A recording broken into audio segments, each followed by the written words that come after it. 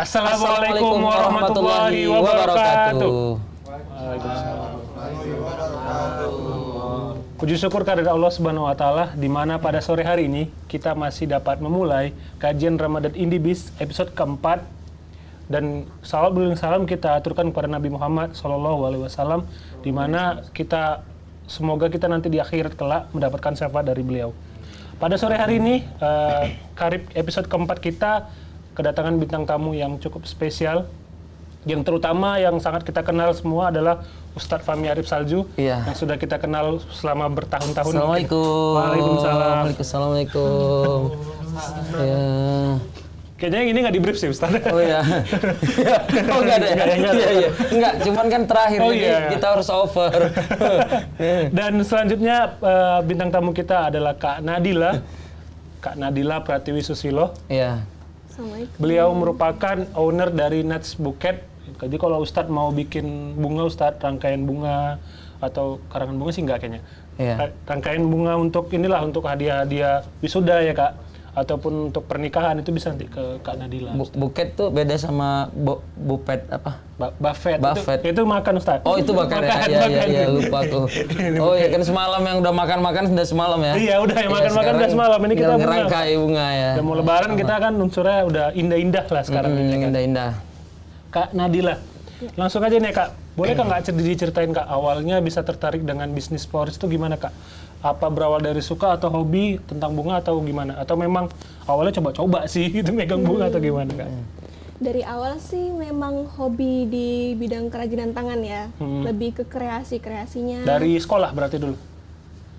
Iya dari sekolah, justru dari SD sih. Dari Memang SD. perpaduan antara kerajinan tangan sama bisnisnya itu ada. Kayak dulu ada bisnis menggambar, ada kerajinan tangan kayak clay, tanah liat juga ada, terus juga jahit juga pernah dulu jual. Dari SD gitu ya Kak? Iya, emang udah hobinya tuh ada bakat lah dari kecil. Nah, makin kesini makin diseriusin gitu. Terus waktu kuliah semester 5 tepatnya itu ada opportunities nih, ada peluang senior tuh pada sidang, Sidang sudah gitu. ya. Jadi peminat buket bunga ini ada banyak gitu. Saya jadi coba cari tahu gimana cara buatnya, dan emang ada rupanya pasarnya dan rezekinya ada di situ. Walaupun kalau misalnya kayak wisuda itu kan bisa dibilang kayak nggak terlalu sering lah gitu kan, musiman kan, dan kalau sidang mungkin bisa lah per 2-3 minggu, sebulan gitu. Tapi walaupun kayak gitu untuk mahasiswa semester 5 itu udah cukup ya Kak berarti Kak waktu itu ya Kak? Lumayan bisa ya seimbangin waktunya sekaligus kuliah juga gitu. Sekalian kuliah juga ya. Mungkin saking kan sibuknya, padatnya ya kan, Kak Nat ini begadang-gadang. Matanya terganggu sampai pakai kacamata. Iya. Iya kan? Enggak sampai pakai kacamata. Tapi luar biasa ya Kak Nat ini, apa namanya? Bakat tuh memang dari kecil dia terpendam. Iya. Kalau dari aku aja Ustadz SD menganyam aja nggak pandai Ustadz? Iya, nganyam ya. Karena kena, aduh sakit. Jadi kayak saya kan, kalau cerita bakat dari kecil ya kan. Ustadz. Saya dari dulu naik ke atas pohon. Iya. Di atas tuh sambil khotbah. Khotbah? Iya. Ke burung Ustadz? Nah iya, kira-kira gitu. Jadi pokoknya cerita aja di atas gitu, kata orang kampung situ. Akhirnya besar jadi tukang khotbah. Alhamdulillah ya. Jadi ternyata bakat itu terlihat dari kecil. Ada orang yang memang bakatnya dari kecil main bola. Iya. Dan memang itu semua sudah kayak ada garis ketentuannya ya. Ustadz, apakah dalam Islam itu seorang muslimah diperbolehkan berkarir, bekerja, itu hukumnya gimana Ustadz? Iya, hukumnya kalau untuk wanita itu mubah.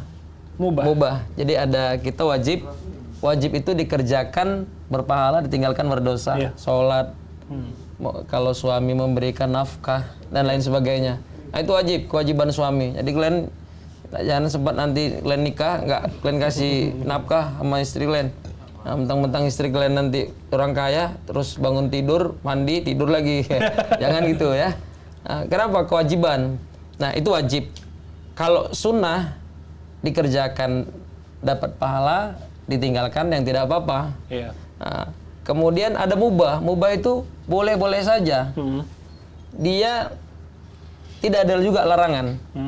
Makanya seorang wanita karir tidak ada sama sekali larangan untuk bekerja di luar rumah. Iya. Ya. Terlebih kecuali mahramnya itu melarang. Contoh, wanita yang belum menikah pada saat itu dia melarang yang belum menikah, yang mahramnya siapa? Ayahnya. Kalau ayah katakan jangan. Nad, jangan Nad. Keluar kau. Ya, keluarkan dari kakak, gak dapat warisan kau. Nah, misalnya. Itu udah haram. Itu udah haram. Keluar juga, tetap nganter buket kemana-mana, asal order curi-curi. Oh, jangan apa ayah nih, jangan apa ayah nih. Gitu. Kalau ayah udah ngelarang, jangan. Tapi kalau itu so problem, oke, silahkan. Tapi yang penting bisa jaga diri dan jaga waktu. Iya. Kalau ayah bilang boleh. Begitu juga ketika kita sudah berkeluarga. Siapa yang bisa melarang kita setelah akad nikah, kuterima nikahnya. Pulan bin pulan dengan mahar, seperangkat alat sholat dan seperangkat alat mancing. Dibayar tunai. Kan? Waktu itu sudah berpindah kewajiban dari ayah ke suami. Maka yang bisa melarang pada saat itu suami. Kalau suami oke-oke aja, no problem. Dan istri pada saat itu tidak nusyus. Dalam Islam itu ada nama nusyus. Nusyus itu ketika istri durhaka. Iya. Bisa. Pokoknya segala kedurhakaan itu namanya nusyus. Nah, ketika semuanya bisa dijaga istri, oke, aku keluar bang. Toh ini juga untuk kebahagiaan keluarga kita, no problem, nggak ada masalah. Jadi tetap diperbolehkan. Banyak kok yang sahabat-sahabat Nabi itu yang memang bekerja. Seperti Rufaidah Al-Ansariyah sebagai dokter ketika perang, Rufaidah pada saat itu ikut. Tapi sebagai apa? Tim medis. Tim medis dari belakang. Ada yang luka diobati, hatinya sakit, susah ngobatnya. Gitulah kira-kira. Nah, Ustaz, itu kan tadi kayak bicara tentang mubah dan sunnah itu. Bisa nggak sih seorang muslimah itu dia bisa dikatakan wajib mencari nafkah? Kayak misalnya dia udah nggak punya saudara laki-laki lagi, mohon maaf orang tua udah nggak ada. Ya saudara-saudaranya udah nggak ada lagi lah. Dan dia punya anak kecil, itu apakah wajib dia mencari nafkah untuk anak-anaknya? Contoh, ada satu keadaan di mana ketika seorang istri memang bukan mubah, bahkan dia harus wajib untuk bekerja mempertahankan hidup. Contoh, ketika saudara laki-lakinya memang tak ada pun saudaranya nggak peduli, dia punya suami sudah lelah lumpuh nggak bisa apa-apa misalnya, dia punya anak masih kecil. Ini kalau istri nggak kerja, nggak ngambil peran, pada saat itu dari mana? Mau istilah orang kita kampung, dari mana dapur mau berasap? Nah, makanya di sini bukan hanya sunnah, tapi bahkan seorang istri itu perannya wajib juga dia pada saat itu. Dan bahkan kalau dilihat pada saat itu keluarga dari suami juga nggak ada yang peduli untuk menafkahi, padahal kewajiban juga keluarga suami untuk menafkahi. Nah, makanya di sini juga satu keadaan yang memang ada hal kadang yang mewajibkan istri untuk menjadi seorang istri yang berkarir di luar dan lain sebagainya. Tapi memang begitulah, kalau memang diizinkan sama mahramnya, maka tetap diperbolehkan. Tapi kalau sudah tidak diizinkan, maka tidak. Aku pun sanggupnya. Jangan pala kau cari nafkah, aku pun sanggupnya belikan bedak kau, belikan skincare kau, belikan bedak kau semuanya, belikan blush on kau, sanggup. Aku nggak usah pala kau keluar. Janganlah gitu bang. Kadang-kadang istri ini udah nggak dikasih ngeyel, mau tetap keluar. Disitulah yang dikatakan nusyuz. Kata Allah dalam Quran, nusyuz itu nggak boleh. Artinya apa? Durhaka, membangkang kepada mahramnya kalau dia belum menikah tadi sama ayah, tapi kalau sudah menikah sama suami. Oke.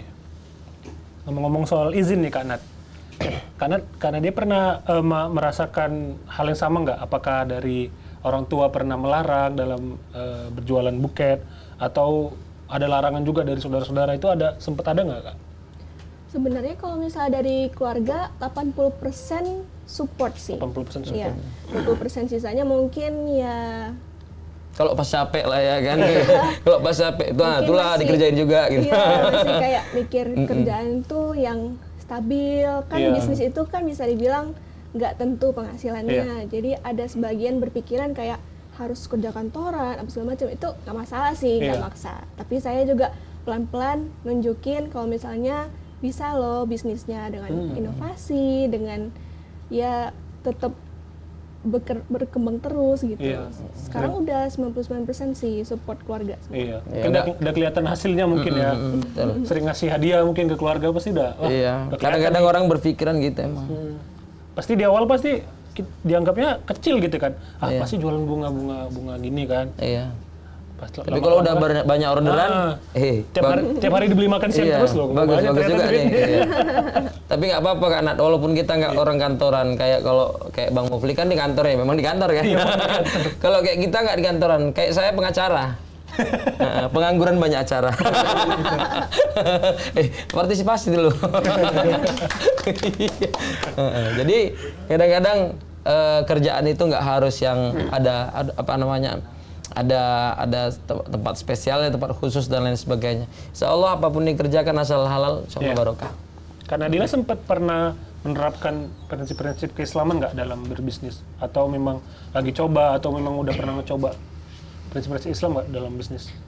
Kalau misalnya dari Nas Bukit sendiri sih, pertama harus jujur ya Ustadz ya, dalam berbisnis. Jadi harus jelas apa yang kita jual, apa yang customer bakalan dapat gitu, harus jelas dan mendetail gitu. Jadi itu dalam suatu hak dari customer, mereka tuh dapatnya apa aja sih gitu yang mereka dapetin. Jadi sesuai ekspektasi juga hasilnya, jujur. Terus juga dalam berbisnis juga kami yakin dalam menerima rezeki itu nggak sepenuhnya itu punya kami, ada hak orang lain juga. Jadi juga kami semaksimal mungkin misalnya ada program Jumat Berkah gitu, saling berbagi ke sesama yang lebih membutuhkan juga gitu. Ya Alhamdulillah, berarti memang nggak hanya fokusnya ke materi aja nih Ustadz. Ternyata dari Kanadila juga memang ada tujuan akhiratnya bisa dibilang gitu lah ya Kak, ada misi-misi. Harus balance gitu kan. Karena nanti kalau kita cuma nyari dunia-dunia aja ya udah gitu, kayak cuman bentar lah gitu kan, nggak sampai jauh gitu kan. Dunia sementara, akhirat selamanya. Iya betul. Jadi ada kadang, kenapa dibilang Kak Nat itu harus jujur? Kalau kayak pekerjaan Kak Nat sendiri, rasaku lebih ke spek ya. Kadang yang budgetnya speknya 200, ya memang harus dikasih yang 200.000 gitu. Jangan yang 200 tapi dikasih 80. Nah, kan speknya jauh banget kan. Nanti yang dipesannya lain, yang dipesan speknya misalnya harganya 300, nanti yang dikirim malah yang spek cuma 150.000 gitu. Lebih ke spek. Jadi memang itu harus betul-betul dijaga. Karena Nabi Muhammad itu sukses dalam berdagangnya itu jujur semuanya. Karena kejujuran Nabi lah, makanya Nabi Muhammad jadi pedagang yang sukses waktu itu. Nah, Ustaz, fenomena sekarang ini kan udah mulai banyak nih Ustaz, kayak suami istri kerja gitu kan. Karena memang kebutuhan hidupnya pun mungkin udah besar gitu ya. Nggak hanya kebutuhan hidup, mungkin gaya hidup juga gitu Ustaz. Benar. Jadi memang dibutuhkan suami istri bekerja gitu Ustaz. Nah, Ustaz melihatnya fenomena ini gimana Ustaz? Iya. Ini ada satu rumus dalam fisika itu. Tekanan gaya itu berbanding lurus dengan tekanan. Jadi orang makin banyak gaya, makin banyak tekanan. Makin besar tekanan, makin banyak pula gayanya. Ya gitu. Nah, andai hanya bisa dicukupkan nafkah itu dibebankan pada suami, maka no problem, suami saja yang mencari. Dan pada saat itu suami memang mencukupi, ridho. Maka pada saat itu suamilah yang bertanggung jawab atas keseluruhannya. Maka istri hanya menjaga di rumah, anak-anak dan lain sebagainya. Karena pada prinsipnya seorang perempuan itu tak pernah memiliki kewajiban untuk menafkahi, termasuk dirinya sendiri. Kenapa? Karena sebelum menikah dia di mahramnya adalah ayahnya. Pada saat itu kewajiban orang tuanya lah untuk menafkahi dia. Kemudian setelah menikah suaminya. Maka andai pun dia keluar bekerja dan memang sama-sama bekerja, seorang istri harus mendapatkan ridho, izin dari seorang suaminya. Maka kalau sudah izin, apapun yang dikerjakan dalam bentuk yang halal pasti datang berkah dari Allah Subhanahu wa taala. Jadi begitu. Tapi beda halnya ketika suami itu tidak ridho. dia lepas istrinya. Udahlah, tiap hari bilang, janganlah kerja lagi. Abang pun cukup ya gaji abang dari perusahaan, katanya. Cukupnya. Kadang-kadang kan yang buat kau kerja itu untuk fashionmu sendiri. Yang kadang-kadang abang cukup, tapi karena gayamu kelebihan, maka tekanan hidup kita makin bertambah gitu. Nah, ini ketika suami sudah ngomong gitu, jangan. Kenapa? Nanti dia bekerja takkan pernah cukup yang dia dapatkan. Kenapa? Ada terkadang nominal itu Allah berikan, tapi berkahnya Allah angkat. Angkanya Allah berikan nih, uang tuh diberikan sama Allah, tapi ketenangan tidak ada. Kemudian keberkahan juga ditarik sama Allah. Kenapa? Mahramnya tadi tidak izin. Walaupun gaji istrinya lebih besar. Walaupun tambah lagi kalau istrinya lebih besar gajinya. Oh mak, dibawa ke tiaknya sini kau. Katanya. Nggak ada cerita. Apalagi kalau sempat lebih besar gaji istri. Asal ridho suaminya, dia untuk bekerja keluar, itu tidak masalah. Yang jadi problem kalau suaminya pada saat itu tidak izin atau bahkan tidak ridho. Makanya sebenarnya jelas itu kata Nabi, wa ankihul atfa aminkum. Kau nikah, cari orang yang sepadan samamu, yang kira-kira gaya hidupnya sesuai dengan penghasilanmu. Jadi atfa, ada kalimat atfa di situ, supaya kita berhati-hati ketika kita mencari pasangan itu. Seorang wanita yang berkarir, ya memang bisa kita sanggupin, bisa kita tutupi dengan dia berkarir itu. Akhirnya dia tenang sama kita. Nah, begitulah kira-kira. Jadi sehingga apa yang kita dapatkan tak terlalu menjadi gaya hidup sama dia, sehingga tekanan dalam rumah tangga itu berkurang. Begitulah kira-kira. Dan memang suami itu kalau misalnya ada sama dia, jangan pelit sama istri. Kadang-kadang istri itu pun mau dia bekerja di luar, karena suami kalau dapat apa-apa selalu rondoin. Nggak boleh. Dompetnya ada 2. Iya, dompetnya ada 2, satu kanan, satu di mobil. Jadi kadang-kadang itu. Jadi kalau bagi kita suami jangan pernah pelit. Kadang-kadang kita nggak sadar. Seorang wanita itu, perempuan itu melahirkan anak-anak kita. Pada saat itu digunting hidup-hidup, dijahit hidup-hidup pada saat itu. Hanya untuk memberikan predikat kepada kita seorang suami menjadi ayah. Nah, kenapa? Karena dia melahirkan. Maka jangan pernah pelit sama istri. Makin pelit banyak tuyul-tuyul berambut di rumah. Pantang terletak dompet hilang goceng. Gitu. Iya, Ustaz. Ini ke Kak Nadila, pertanyaannya sama nih Kak. Gimana sih fenomena untuk suami istri bekerja ini menurut Kak Nadila itu seperti apa sekarang ini Kak? Kalau untuk sekarang ini tergantung masing-masing ya Ustaz ya. Tergantung gaya hidup juga, gimana itu. Kalau misalnya istri juga bekerja, ya balik lagi sesuai syariat Islam. Saya ngikutin syariat Islam aja. Jadi Kak Nat pun agak dia payah jawab. Kak Nat udah married belum? Belum. Belum. Makanya payah dia jawabnya. Belum pengalaman. Jadi belum pengalaman, iya. Makanya dari Ustaz lah nih, makin sama pengalaman. Iya. Kalau aku pengalamannya udah banyak. Banyak ya Ustaz? Tapi masih 1 kan Ustaz? Masih. 1 ya? Anak 2. Anak 2, ya. Istri tetap 1 lah. Oke. Sebelum kita lanjut ke pertanyaan selanjutnya, aku pengen ngingetin bahwa kita tuh ada bagi-bagi hadiah. Pertama dalam bentuk story terbaik, jadi teman-teman para sobi semua boleh ngerekam story terbaik Karib episode keempat kita pada sore hari ini. Dan selanjutnya ada penanya terbaik dengan hadiah masing-masing Rp50.000. Nanti akan dipilih 2 orang penanya terbaik. Jadi silakan tanyakan kepada Ustaz Fahmi dan Kak Nadila pertanyaan-pertanyaan apa aja yang ingin ditanyakan seputar Karib episode keempat kita pada sore hari ini. Dan nanti kita akan ada kuis interaktif sebanyak 2 kali. Nah, sebentar lagi kita akan mulai kuis interaktif yang pertama. Dan jangan lupa syaratnya itu adalah untuk nge-follow Instagram @indibissumatera. Oke, para sobi semua boleh standby juga. Kita akan memulai live quiz yang pertama. Pertanyaan pertama adalah, untuk paket HSI Unlimited Business up to 300 Mbps, benefit apa yang didapatkan di promo spesial Ramadan dan Idul Fitri? Oke, boleh dijawab. Yang jawabannya paling cepat dan tepat nanti akan kita pilih mendapatkan hadiah Rp50.000. Sekali lagi aku ulangin.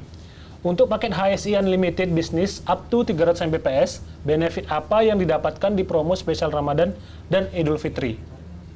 Oke, nanti panitia mungkin akan mencari siapa para sobi semua yang menjawab yang paling cepat dan tepat. Oke, kalau kita lanjut nih Kak Nat. Dampak positif apa aja nih yang dirasain menjadi seorang muslimah trainer gitu? Dampak positifnya follower nambah mungkin ya Kak? Iya, alhamdulillah nambah. Alhamdulillah nambah. Berprogres. Ada progresnya. Terus masalah waktu kali ya. Waktunya lebih fleksibel, mudah diatur sendiri. Wah, ini yang sangat diinginkan karyawan-karyawan kantor nih. Iya, terus apa lagi tuh Kak? Fleksibel. Kadang walaupun fleksibel, terlalu fleksibel. Kadang kayak tadi saya bilang begadang, itu biasa. Kalau misalnya lagi musim wisuda, itu bisa tidur jam 2. Itu buatnya nggak kayak gini. Kayak gitu Ustaz. Kadang-kadang gitu juga. Berarti masih sendiri ya Kak? Maksudnya yang ngerjakan itu? Iya, masih sendiri. Karena kadang-kadang kita kalau ngambil partner mungkin kayak di kerjaan Kak Nat sendiri, ada yang nggak cocok, akhirnya harus kita ulang. Karena nggak sesuai sama plan kita kan, karena kita yang punya kreasi itu. Tapi bisa juga dari sekarang tuh punya kayak anak didik gitulah ya kan. Jadi walaupun kita terima order aja ada yang ngerjain gitu. Supaya tambah berkembang juga bisnisnya kan. Ustadz, beberapa tahun terakhir nih lagi rame nih Ustadz gerakan-gerakan kesetaraan gender gitu lah. Terutama kalau misalnya kita lihat, kalau di Jakarta sih mulai ada 1-2 lah, tapi kalau di barat, negara-negara luar negeri itu memang udah ada gerakan kayak feminis gitu Ustadz. Pengen perempuan itu mendapatkan, nggak tahu ya kalau di Amerika, gaji perempuan itu biasanya lebih rendah Ustadz daripada laki-laki, walaupun dengan pekerjaan yang sama gitu kan. Itu gimana sih kalau misalnya ada perempuan yang pengen berkarir, tapi tujuannya untuk biar dia setara gitu dengan laki-laki. Nah, berbicara tentang kesetaraan gender. Di dalam Quran itu tegas Allah nyatakan. Boleh nanti buka dalam surah An-Nisa di ayat 34. Apa kata Allah? Ar-rijalu qawwamuna 'alan nisa bima faddalallahu ba'dahum 'ala ba'di wa bima anfaqu min amwalihim fas-salihatu qanitatun hafizatun lil ghaibi bima hafizallah. Dan seterusnya ila akhir ayat. Di sini Allah tegaskan itu. Ar-rijalu qawwamuna 'alan nisa. Laki-laki itu qawwamuna 'alan nisa. Pemimpin di atas pemimpin lagi. 'Alan nisa bagi perempuan. Jadi laki-laki itu adalah pemimpin bagi kaum perempuan. Di sini kita artikan secara general misalnya, secara keseluruhan. Bolehkah dalam Islam itu mengunggulkan kesetaraan gender agar seorang perempuan itu sama seperti laki-laki? Kalau untuk sama, Allah sudah mengikatnya duluan. Antunna perempuan itu jangan ketika bekerja, ketika berkreasi di luar atau berkarir di luar itu untuk menyamakan atau bahkan untuk lebih tinggi dari laki-laki. Tapi apa? Allah udah mengikatnya duluan. Ar-rijalu qawwamuna 'alan nisa. Laki-laki itu adalah pemimpin bagi perempuan. Maka bagaimanapun seorang laki-laki itu tetap di atas dan perempuan posisinya tetap di bawah. Artinya apa? Laki-laki itu mengayomi perempuan. Kalau ada perempuan pada saat itu, dia bekerja hanya untuk bertahan hidup, itu no problem.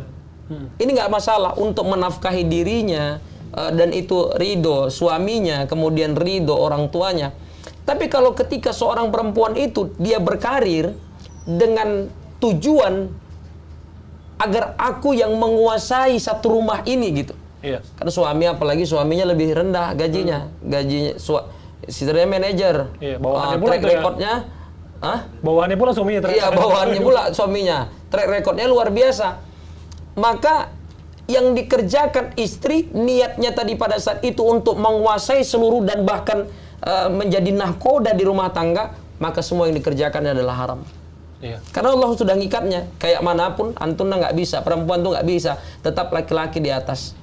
Maka fitrahnya itu adalah perempuan hormat taat kepada laki-laki atau kepada suaminya gitu ya. Dan suami itu menyayangi perempuannya atau istrinya pada saat itu. Nah, ini Islam memberikan lampu-lampu, rambu-rambu agar walaupun bekerja di luar, berkarir di luar, tetap sadar bahwa seorang wanita itu tetap diayomi, tetap dinafkahi, tetap dikasih dan disayangi sama laki-laki. Kira-kira begitu. Walaupun kesetaraan gender ini sekarang sudah banyak ya. Artinya apa? Kalau dia bekerja niat hanya untuk menafkahi dirinya sendiri atau untuk supaya tidak terlalu stres dengan pekerjaan rumah yang pada akhirnya dan diizinkan sama suaminya itu no problem. Tapi kalau niatnya tadi dia sama Allah yang tahu bahwa ketika dia bekerja, oh aku nanti yang menahkodai semuanya, ngatur semuanya. Nah, itu tidak dibenarkan di dalam Islam. Oke. Dari Kak Nadila nih Kak, sebenarnya kan banyak di luar sana kayak wanita-wanita muslimah yang pengen memulai bisnis gitu kan, pengen mulai karir, pengen mencari tambahan penghasilan lah, baik itu mahasiswi ataupun memang yang udah beristri gitu. Ada nggak sih kisah inspiratif ataupun saran lah untuk para muslimah-muslimah di luar sana atau para teman-teman akhwat-akhwat ataupun cewek-cewek di luar sana yang ingin memulai bisnis? Ada nggak Kak? Kira-kira untuk memulai bisnis mungkin berawal dari tahu gitu bakat kita itu apa. Cari tahu bakat dulu apa ya? Kita harus mengenal diri kita sendiri dulu gitu.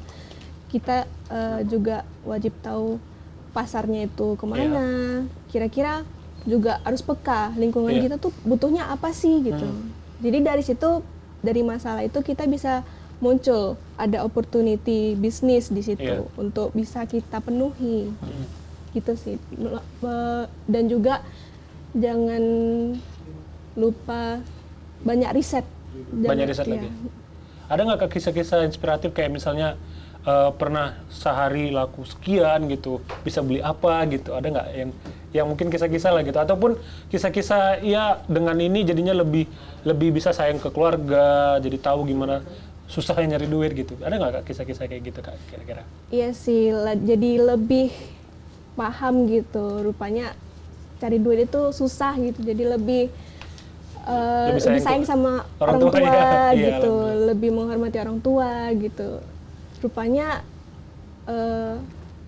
pengorbanannya sebesar itu gitu, Masya Allah. Jadi makin sayang sama orang tua gitu. Sempet nggak Kak ada temen yang kayak pengen diajarin gitu, pengen bikin bisnis yang sama gitu, ada nggak Kak? Atau pengen, Nat kayak mana sih bikin bisnis tuh, aku pengen lah gitu, banyak nggak? Atau banyak nggak teman-teman yang kayak gitu, khususnya perempuan gitu?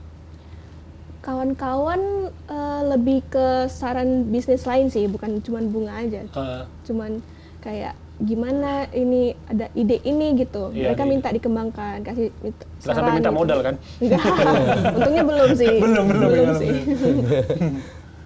Berarti memang saran secara umum sebagai pebisnis perempuan lah gitu ya Kak, kurang lebih ya. Oke. Selanjutnya kita akan mulai live quiz yang kedua nih Ustadz, Kak Nat. Iya, tapi sebelumnya aku mau sedikit tambahin boleh, ya kan. Kalau benar kata Kak Nat, bagi halayak-halayak muda kayak kita inilah kan. Aku kan masih muda juga. Masih muda. Salam. 28 tahun. 28. Sama Ustaz. Oh, sama. Iya. Oh iya, salam lah. Umuran rumah kita. Jadi bulan berapa? Bulan 9. Bulan 9. Aku bulan 8. Oh, tuan aku. Oh, sebulan ya. Iya, Bang. Siap, Bang. Iya. Jadi bisnis itu yang pertama cari bakat kita dulu kan, kata Kak Nat. Memang benar. Kita cari bakat kita dulu sehingga menjadi hobi. Iya. Dan dari hobi itu kita mencari nafkah, cari rezeki. Itu ketahanannya jauh lebih bagus ketimbang kerjaan yang dipaksakan. Kenapa? Karena kita udah hobi. Iya. Pemain bola itu disewa di klub-klub yang ternama. Dan karirnya makin naik. Kenapa? Karena dia pada saat itu hobi dengan bolanya. Iya. Dan itu dia jadikan pekerjaannya, maka disitulah pundi-pundi cuan itu akan datang. Iya. Karena dia hobi. Kak Nat sendiri contoh, itu hobi, dia ngerangkai dan lain sebagainya. Dan dia jadikan peluang di tengah-tengah lingkungan dia yang membutuhkan itu gitu. Ditambah dia jadi seorang mahasiswa, maka ini cara Islam melihat pintu rezeki itu. Karena Allah juga bilang, la fatahna alaihim barakatim minas sama. Antum yang punya bakat, antum seriusin bakat itu, la fatahna alaihim kata Allah. Kami bukakan pintu-pintu rezeki dari alaihim barakati minas sama'i wal ard, dari langit dan dari bumi, kata Allah Subhanahu wa taala. Jadi cari bakatnya dulu. Kemudian sesuai dengan kebutuhan yang ada di sekitar kita. Pasarnya, Ustaz. Pasarnya. Karena ini kan buat buket kan, buat karangan bunga. Itu kalau tukang becak yang buat, izin bukan ngerendahin sebenarnya. Contoh aja, Ustaz. Iya. Kalau tukang becak yang buat, orang nggak akan mau. Iya. Kenapa? Karena buat apa juga kawan yang tukang becak pesan untuk itu kan gitu. Iya. Nah, jadi kecuali tukang becak tadi teman sama tukang becak ada order, aku nggak bisa nih kau ke sana. Itu satu frekuensi. Iya. Jadi pasarnya itu cocok. Maka kita sebagai mahasiswa apa yang kita hobi itu dijadikan apa yang kita hobi yang berawal dari bakat kemudian dijadikan peluang bisnis. Ini sesuatu yang sangat luar biasa. Saya punya teman, dia suka makan donat. Iya. Dia cari tahu kayak mana caranya buat donat. Kebetulan orang tuanya orang berada. Punya modal lah ya, Ustaz. Iya, punya modal. Dia pintar. Iya. Dari mulai kuliah dia jualan donat. Dia buka stand di kampus, jualan donat. Karena memang dia suka donat. Iya. Akhirnya, standnya itu tadi, yang awalnya di satu fakultas doang, 5 fakultas di kampus itu, 5-5-nya ada. Bukan hanya di situ, merambah lagi keluar. Udah punya anggota berarti? Udah punya anggota. Luar biasa. Ini memanfaatkan, peluang yang memang jadikan hobi. Hobi dia makan, enak, maka disitulah dia ekspresikan bakat dia untuk jadi seorang pengusaha. Akhirnya apa? Ya tiap hari goyang-goyang kaki dapat duit. Iya, dari awalnya dari seperti itu. Nah, apa yang jadi bakat kita?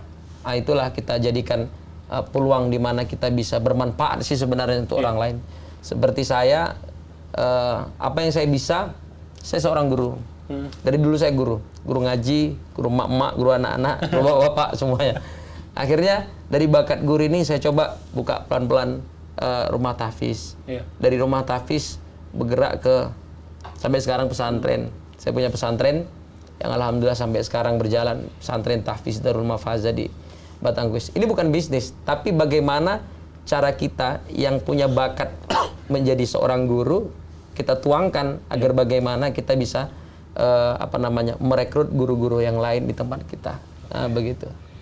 Mungkin zaman Rasul dulu udah ada juga yang wanita-wanita muslimah yang berbisnis ya, Ustaz? Sudah. Boleh diceritain, Ustaz? Sudah. Contoh, Rufaidah Al-Ansariyah yang saya bilang tadi. Iya. Beliau itu adalah seorang dokter di zaman Nabi. Jadi kalau ada perang, ibarat tim presiden itu kemana-mana, pasti ada tim medisnya. Bahkan mau makan, di soto Medan misalnya mau makan, dites dulu berapa kadar kolesterolnya, berapa kadar asamnya, itu dites layak enggak untuk presiden kita. Maka dan itu perempuan. Iya. Di zaman Nabi, Rufaidah Al-Ansariyah ikut kemanapun pada saat itu pasukan pergi. Sebagai apa? Tim medis, jadi dokter. Karir kah? Iya, benar. Karena pada saat Al-Ansariyah itu kan ansor, artinya suka menolong. Jadi Rufaidah lah pada saat itu kalau ada yang terluka dia menolong, kalau ada yang kena tusukan dia yang cabut tusukan itu dan lain sebagainya. Darah itu pada keluar dia yang memakai perban kain pada saat itu. Nah, dari sini kita tangkap bahwa seorang wanita atau seorang muslimah itu tetap diperbolehkan menjadi seorang wanita karir, yang penting dalam koridor yang baik dan benar. Begitu. Kira-kira. Termasuk juga Bunda Khadijah, Ustaz ya. Kan kekayaan. Sayyidah Khadijah luar biasa. Itu Nabi, istri Nabi luar biasa. Sayyidah Khadijah itu tukang jualan. Iya. Ya. Awal jualan korma, habis itu punya ternak kambing, bukan ratusan lagi, ribuan ekor. Ribuan kambing. Onta juga ratusan punya Sayyidah Khadijah. Itu dijual. Kurma ke Syam, Syria, Taif dan lain sebagainya. Semua buah-buahan dia yang pegang yang ada di kota Makkah masa itu. Seorang wanita karir kah? Iya. Bahkan single parent, maaf ya. Iya. Single parent pada saat itu sebelum menikah dengan Nabi. Lama single parent. Beliau pada saat itu yang mensiasati ini dijual ke sana, ini dijual ke sana. Tiap hari ngitung barang yang masuk dan keluar. Karir kah? Benar, karir. Dijalankan untuk menafkahi anak-anak yang ada pada saat itu. Iya. Nah, makanya diperbolehkan kah? Diperbolehkan. Yang penting tetap dalam koridor Islam. Iya. Jadi untuk para sobi semua, khususnya para muslimah ataupun wanita-wanita di luar sana, memang udah banyak contoh ya. Selain Kak Nat tadi yang udah memulai bisnis dari buket, dan banyak juga sahabat-sahabat Nabi, sahabat-sahabat muslimah Nabi yang udah mencontohkan dari sirah nabawiyah kita juga, bahwa mereka memang wanita juga memang ada kesempatan dan diperbolehkan memulai karir, bekerja, atau mulai bisnis, asalkan tadi syaratnya adalah memang ridho dari mahramnya gitu. Yeah. Nah selanjutnya nih kita akan ada live quiz yang kedua. Sebelum itu para sobi semua boleh kami ingatkan sekali lagi untuk jangan lupa storykan kebersamaan kita pada sore hari ini, dan juga silakan bertanya karena sebentar lagi kita akan membacakan pertanyaan terbaik sebanyak 3 orang, dan selanjutnya ini adalah kuis interaktif kita yang terakhir atau yang kedua dengan pertanyaan, sebutkan nama bisnis dan bergerak di bidang apa bisnis dari Kak Nadila. Sebutkan nama bisnis dan bergerak di bidang apa bisnis dari Kak Nadila. Ya, aku boleh jawab nih nggak? Nggak boleh, nggak boleh ya. Ustaz. Ya, cair limpur. Oke, jadi untuk para sobi semua yang bisa menjawab secara cepat dan tepat nanti akan mendapatkan hadiah sebesar Rp50.000. Oke, sambil kita nunggu yang menjawab nih Ustaz. Ini ada pertanyaan dari @lastripik. Oh, ini ke Kak Nadila dulu. Bagaimana cara Kak Nadila sebagai muslimapreneur menjaga keseimbangan antara menjalin bisnis namun tetap taat untuk menjalankan nilai-nilai agama? Menjalankan bisnis dan tetap taat gitu menjalankan nilai-nilai agamanya. Pertama tadi ya tetap tadi itu ya Ustaz ya, jujur. Iya. Terus juga membangun hubungan dengan supplier juga itu juga menghindari utang piutang. Jadi setelah belanja tuh langsung bayar cash gitu. Ya.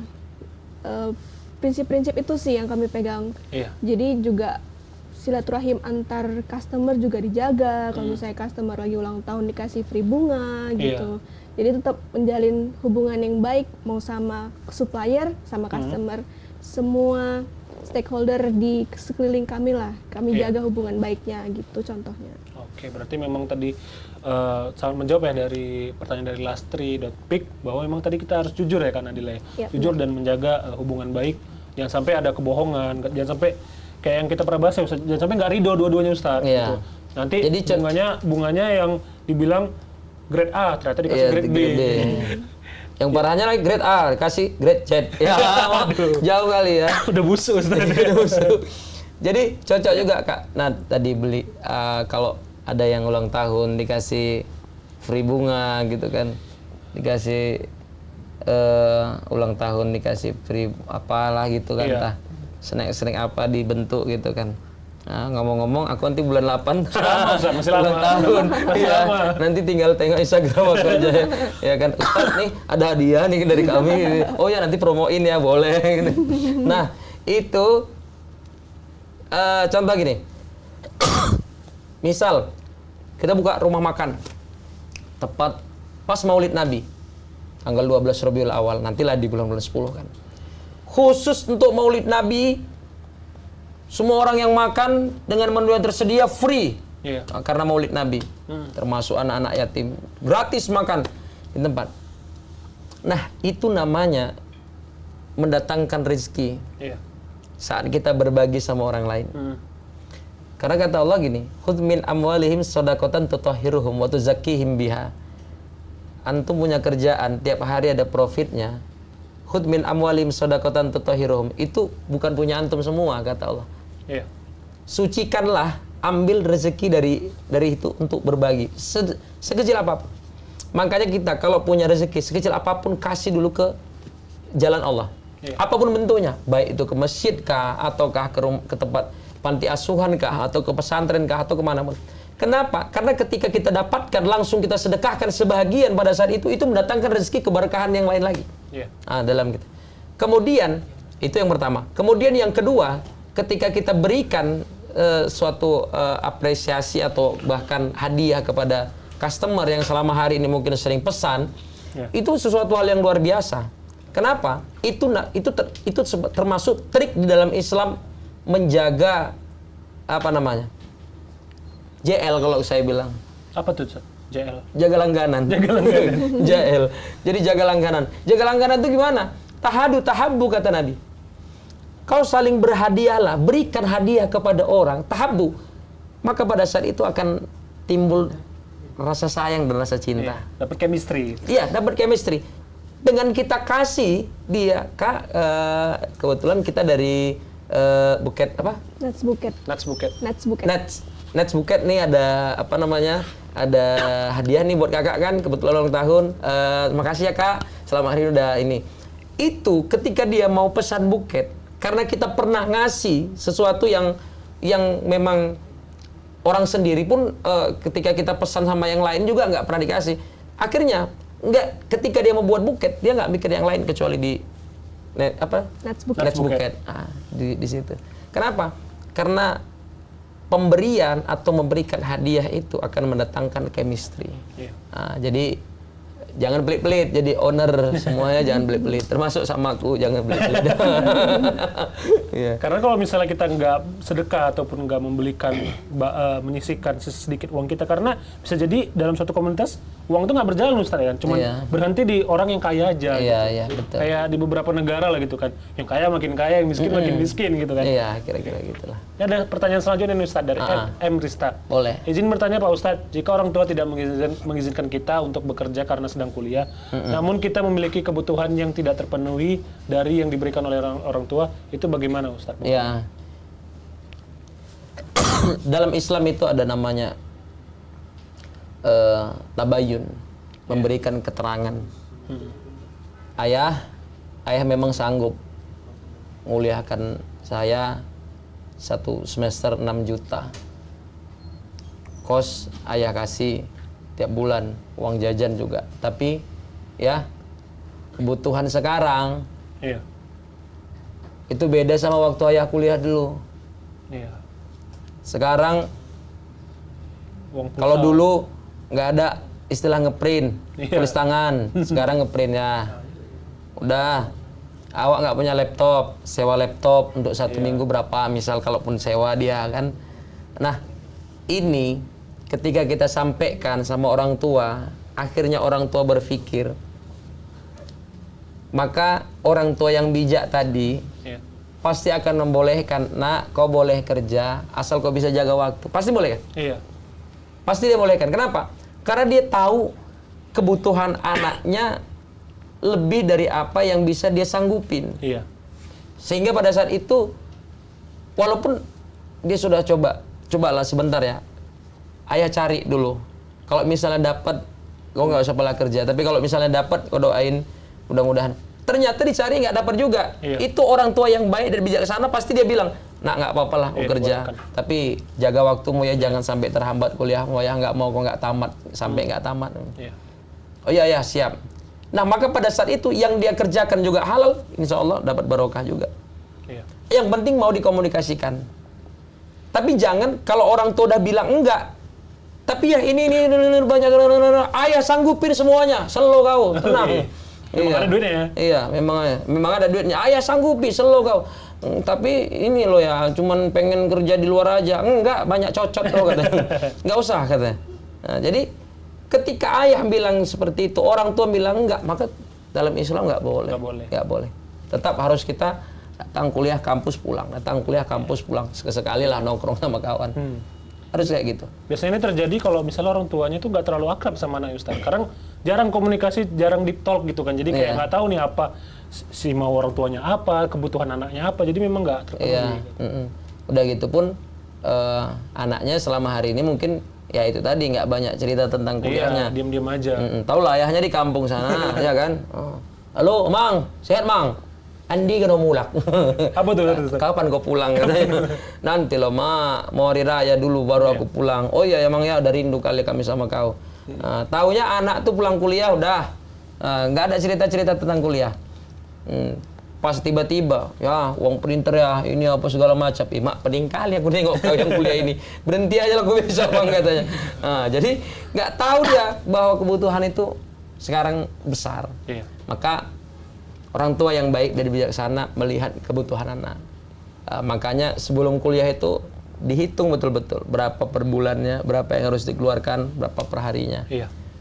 Oke. Terakhir nih Ustadz dari Bianca Futara. Apa hukumnya kalau istri dengan penghasilannya lebih besar dari suami namun tidak mau menaati perintah suami? Apakah masih ada keberkahan dari rezeki? Iya, kalau ada istri kerja di luar, gajinya lebih besar daripada suami, apakah ada lagi keberkahan? Bahkan dia tak taat sama suaminya.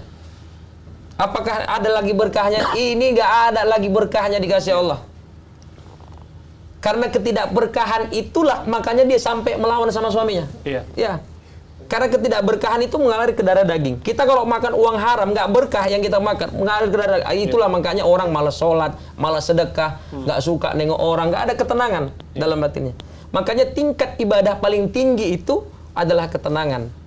Orang makin dekat sama Allah, bukan nggak ada masalah, banyak masalah, tapi apa? Selalu tenang ketika menghadapi masalah. Itulah orang yang ketika dekat dia sama Allah Subhanahu wa taala. Maka kalau ada istri yang seperti ini, sudah diizinkan tapi juga bahkan melawan sama suaminya. Oh, kalau nggak karena aku yang kerja, Bang. Nggak terbeli kau mobil kita nih. Kok nggak karena aku nggak akan ada rumah kita ini. Di situ spontan pada saat itu Allah catat ada 40 malaikat yang sujud di hadapan Allah pada saat itu melaknat seorang perempuan yang sudah melawan sama suaminya. Iya. Makanya nggak boleh, ya, jangan pernah melawan sama suami. Oke. Jangankan melawan, kita nyeritai suami aja nggak boleh. Enggaknya kalau ditanya orang, Kak, kayak mana suami kakak? Baik. Baik kali Kak, ya, baik. Abang memukul kakak, Kak? Enggak pernah mukul aku. Nampar kakak? Enggak pernah nampar aku. Mijak kakak, Kak? Sering kok mijak. Nampar mukul nggak mau, mijak sering. Gitu. Nah, ini jadi gambaran sama kita bahwa jangankan untuk melawan seperti yang ditanyakan tadi, nah, untuk menceritakan aib dia di belakang dia pun kita tidak boleh. Makanya seorang istri boleh tetap dia bekerja di luar. Yang penting jangan nusyus, kata Allah dalam Quran. Nusyus itu artinya apa? Membangkang sama suami. Karena kadang-kadang karena sudah terlalu aktif di luar, akhirnya disuruh pulang pun payah. Dek, pulanglah dek. Kenapa bang? Adalah, pulanglah kau. Udah jam berapa nih katanya. Itu ketika kita langgar, maka kita sudah melanggar hukum Allah. Maka kalau sudah diperbolehkan, jagalah bagus-bagus, ya. Jangan sempat ada sesuatu hal yang tidak diinginkan, akhirnya timbullah permasalahan di rumah tangga. Akhirnya rumah tangga itu tidak jadi rumah tangga yang keluarga yang sakinah, mawaddah warahmah. Oke. Mungkin udah sangat inspiratif kali yang disampaikan Ustaz. Mungkin terakhir dari Kak Nadila, Kak, ada pesan-pesan nggak yang mau disampaikan sebagai penyemangat lah untuk para muslimah atau para sobi semua agar kalau yang mau mulai bisnis itu harus seperti apa, harus semangat atau gimana? Kira-kira ada pesan nggak dari Kak Nadila? Mungkin pesannya selain yang tadi ya, mencari bakat, juga optimis. Optimis itu penting. Apalagi dalam bisnis itu kayak malu, gengsi, nanti ditolak gitu. Itu udah biasa ditolak dalam bisnis tuh. Jadi harus optimis. Yang nggak biasa ditolak dalam hal apa, Kak? Iya, bisa jawab. Iya. Jadi harus lebih optimis aja. Kalau misalnya apa yang kita jual tuh pasti laku. Walaupun kalau misalnya belum laku, nggak laku, belum laku. Gitu. Belum laku ya. Jadi harus optimis aja dulu. Ya, teringat sama ada wak jual apa? Jual apa tuh? Jual kayak tape. Pak, kok jualan ini katanya? Iya. Ya aku jualan, Pak kok jualan ini? Apa ada yang beli? Aku jual karena ada yang beli gitu ya. Iya. Oh iya Pak, iya. Karena ada yang belilah makanya aku jual katanya. Nah, gitu. Iya benar-benar. Jadi insya Allah ada yang jual. Insya Allah ada yang jual. Ada yang beli. Ada yang beli insya Allah. Nah, jangankan barang yang kita jual, diri kalau kita jual ada orang beli. Iya kalau misalnya kan tukang. Iya tukang. Jadi apa barang jual jasa diri. Jasa diri. Wah, servis AC, servis remote. Ada kan? Itu. Ya apa barang jasa atau lah kan? Iya, salam dulu. Salam. Kayak udah paham sih, udah paham. Paham banget orang. Paham banget ini. Ustaz, nih terakhir Ustaz, kan kita nih Karib episode terakhir Ustaz. Iya. Kira-kira ada pesan untuk para sobi semua ataupun pesan-pesan Terakhir di bulan Ramadan. Iya, terakhir di bulan Ramadan. Aku yang nggak tahu terakhir tanggal ini lagi. Tahun depan lagi. Iya, Bang Ja. Ini ketua. Selagi sibuk ketua. Oke, ya. Jadi untuk kita yang hidup di dunia ini ya, untuk yang hidup lah, ngapa yang pula yang mati ya. Jadi apa pesan dalam pepatah Arab bagi seorang yang berusaha, berbisnis? Satu hal ini harus penting kita camkan di dalam sebagai komitmen dalam hidup, dalam pikiran, kemudian dalam hati juga dijadikan komitmen. Apa kalimat itu? I'mal lid dunyaka ka'annaka ta'ishu abadan. Wa'mal li akhiratika ka'annaka tamutu ghadan. I'mal lid dunyaka ka'annaka ta'ishu abadan. Bekerjalah untuk duniamu ka'annaka ta'ishu abadan, seolah-olah kau hidup selamanya. Wa'mal li akhiratika ka'annaka tamutu ghadan. Dan beramallah untuk akhiratmu seolah-olah kau mati di esok hari. Orang kalau tahu dia bakal hidup selamanya, pasti tabungannya akan dia tumpuk tuh. Sebanyak-banyaknya. Sebanyak-banyaknya. Sebagai bekal, aku ini hidup selama-lamanya. Maka pada saat itu dia yang tahu bahwa dirinya hidup selama-lamanya, tiap hari kerja, tiap hari kayak mana supaya dapat cuan, tiap hari supaya dapat rezeki. Kenapa? Dia sadar bahwa dirinya akan hidup selama-lamanya. Tapi di samping itu, i'mali dunyaka, i'mali akhiratika. Beramallah untuk akhiratmu ka'annaka ta'ishu abadan. Ka'annaka tamutu ghadan, seolah-olah kau mati esok hari. Di samping dia bekerja, ada akhirat yang sedang menunggu, yang datangnya tak pernah pasti dia kapan dia menemui ajal itu. Makanya boleh kita bekerja, cari sebanyak-banyaknya, tapi jangan pernah tinggalkan Allah dalam setiap langkah. Jangan pernah tinggalkan Allah dalam setiap langkah. Sehingga apa? Sehingga artinya ketika kita dalam bekerja, waktunya sholat, ya sholat. Waktunya sedekah, ya sedekah. Waktunya kita harus silaturahmi sama orang, ya silaturahmi. Jadi jangan sombong jadi orang, ya. Supaya apa? Supaya antara dunia dengan akhirat itu bisa seimbang. Sehingga ridho Allah pun datang, kita hidup dunia akhirat dalam keadaan bahagia. Alhamdulillah. Ngomong-ngomong soal bisnis nih Ustaz. Iya benar. Ini agak masuk dikit nih Ustaz. Kita lagi ada promo nih di BIS Ustaz. Promo Ramadan Idul Fitri di BIS. Jadi biasanya kalau punya bisnis kita kan apalagi bisnis yang udah besar, udah punya toko, udah punya segala macam, pasti butuh internet gitu kan. Di promo Ramadan Idul Fitri di BIS ini lagi ada diskon biaya pasang sebesar 70%.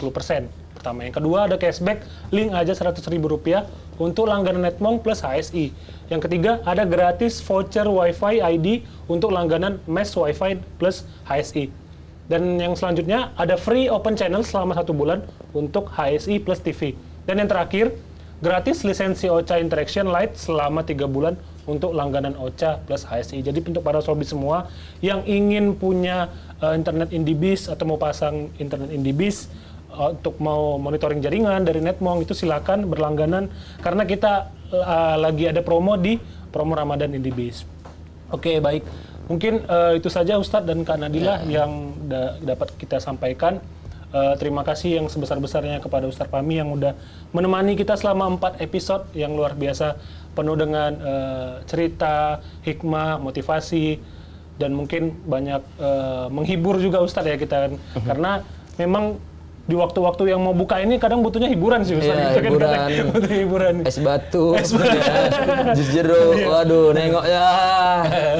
Dan juga kepada Kak Nadila yang udah menyampaikan tadi motivasi, cerita-ceritanya juga untuk para muslimah di luar sana yang ingin memulai bisnis atau yang sedang menjalankan bisnis bisa mendapatkan motivasi yang banyak dari Kak Nadila.